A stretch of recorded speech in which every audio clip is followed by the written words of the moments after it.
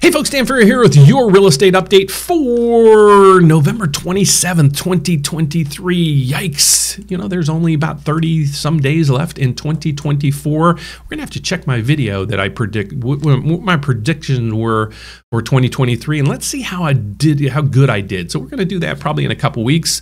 If you want to check out that video, just go to my main page on YouTube, and you're going to see what I forecasted for 2023. But let's get over to what we have in mortgage rates for this week, what economic calendar we have that might play a role in this, and it's going to be a big week. Well, it's going to be a big day, Thursday. So without further ado, here's where rates are. They're continued to tick down just a hair day by day by day, but let's get over to the calendar to see what's on the agenda for this week. So the first thing we see right through here is there's normally not that much news on Mondays, but today we do have building permits and new home sales. New home sales have fell off a cliff, folks. So what new home sales are basically homes that have been built for people to buy and move into. So the only reason why I can figure out why it's so dismal is, well, you know, last year when people started building these homes, rates were a little bit lower, not that much lower, but a little bit lower.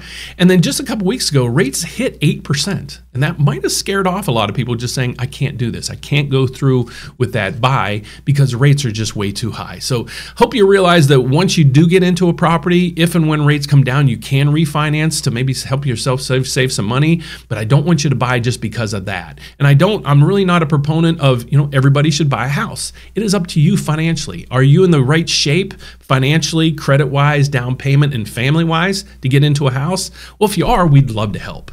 So let's get over to the rest of the economic calendar that we have for the week.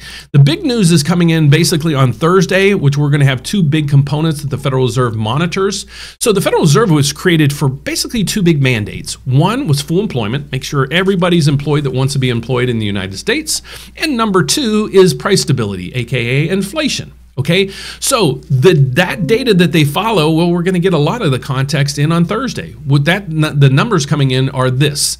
Core PCE year over year and month over month. What is it? Well, it's the inflation number that the Federal Reserve puts the most weight into. Okay, so that's why this is really important, and Thursday is going to be a big pivotal day. Last reading was the inflation index on this was 3.7. Analysts are thinking it's going to come in about 3.5. I think it's actually might come in just a little bit better than this because we're starting to see housing, the housing numbers starting to come in line, the rents or the equivalent rents to that. We're seeing energy, especially oil, plummeting. It was about $90 a barrel about 3-4 weeks ago. It's about $73 a barrel right now. So you're starting to see a lot of things come in line. So I'm expecting the inflation numbers to come down just a little bit, maybe a little bit better than this. And if you see that, you're going to see mortgage rates come down even lower. Then the next thing is right through here, initial jobless claims. This is how many people lost their jobs. Well, the last reading came in at 209,000. They're expecting that to uptick a little bit to 218. This is the conundrum I really have a tough time following. I can't really have a good beat on this, but I'm going to take their word for it. So if the initial jobless claims do uptick and we have PCE coming in line or maybe a little bit short than was expected, you're going to see a nice little rally in the market. Well, if these don't come into play, hopefully you'll just see a stagnant market. So I'm either predicting a stagnant market, meaning mortgage rates aren't really going to change much this week, and I don't really think they're going to change much in the next couple weeks until the Federal Reserve meets, and then there's still probably a 99% probability that the Federal Reserve not going to do anything at the next meeting, meaning they're not going to raise rates. So there's really not much economic news out today, so let's go over to the bond market to see what the bond market's doing. Well, a lot of people follow the 10-year Treasury, and I don't blame them because they want to get an index of, you know, how the Treasury markets are moving versus the stock markets. But if you really want to focus in on the mortgage rates, there is a bond that trades on Wall Street that's right here. It's a mortgage-backed security bond that trades on Wall Street. You can even have it in your portfolio. And the yield on this thing is the biggest component of your mortgage rate. That's why we focus in on the mortgage-backed security bond. Okay, so what you're seeing right through here, this is the price of the bond, and this is the change for the day. Okay, so all you need to know is this bond. If the price of a bond goes up, any bond, but in this case, it's a mortgage bond. If the price goes up, the yield or the interest rate goes down.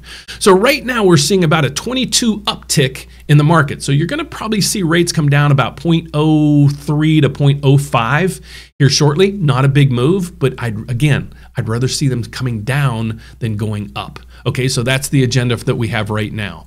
The next piece of the puzzle is, what do you do? What do you do if you're locked in on your rate, say 2-3 weeks ago, and you're not scheduled to buy that house until January? If you have over 30 days, preferably if you have 45 days or more, and you're locked in, what I'd suggest you do is call the bank, call the credit union that you're working with, saying, I know rates have dropped substantially from where they were. So where they were, if you look at the peak over here, this is not too long ago. Let's figure out when this is. You go over to here, rates were 8%. Let me see if I can grab that specifically. 8%. And when was that? That was October 19th. Say October 19th, the rates peaked.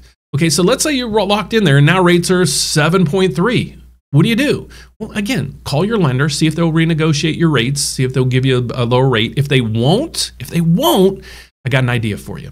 Go to therateupdate.com. This is my website, okay, right through here. What you're gonna do is see a couple different tabs at the top. One is called a loan estimate tab. What I'd ask you to do is upload your loan estimate into that. So what is your loan estimate? Well, if you got pre-approved or pre-qualified with a lender, they locked you in, they're going to send you what's called a loan estimate. It's a 3-page document that goes over the price of the house that you're paying, the address, the loan amount that you're getting, the interest rate, is the rate locked, and all the fees. What we're going to do is scan your scenario to up to 70 other lenders throughout the country. We have a system built in the background that we can do this. Then I'm going to send you a personalized video right back to you saying, okay, here's what you have. Here's what we can get you. And then in the video, I'm going to show you a calculation that basically breaks down each one. So you might be in a great position right now where you got a better rate than you can get out there. I'll come back to you and say, God bless you. Keep with what you have and keep moving forward. Or what I might be doing is saying, okay, I can get you a better rate and lower fees. So here's the scenario. So over 10 years, we might be able to save you $20,000. You make the decision on what you want to do because we'd love to help you. But if you're out there and you're like, hey, I'd love to see if I can qualify in today's market to buy a house, maybe by the end of 2023 and looking into 2024, and I just don't know, is my credit good enough? Do I make enough money? Do I have enough money for the down payment? Well, don't disqualify yourself. Reach out to us. We'd love to help. 3 different ways to do that. 1, click the Apply Now button right up through there. It's going to ask you a couple questions. Based on the answers to those questions, we're going to assign you to a mortgage specialist on my team that can assist you in specifically what you're looking to do. But if you want to give us a call or maybe email me directly to say, get a little quicker response, all you need to do is scroll down to the bottom of the website. You're going to see all kind of blogs and mortgage calculators, tools, and information that you should find valuable. At the bottom of this video or the bottom of the website, you're going to see 2 things. Our 800 number, which is 844-775-5626. Please give us a call. Love to answer those questions for you on the phone, or you can even email me. Email me at dan@therateupdate.com. I'll be the one replying, and just give me, in most cases, I'll reply the same day, but give me up to 24 hours to respond to your emails and answer any questions that you have. So that's it for today, guys. God bless. Thanks so much for watching. Don't forget, this is what we do on a daily basis to keep you guys informed what's going on with real estate. Take care. Have a great day. God bless. See you tomorrow. Bye-bye.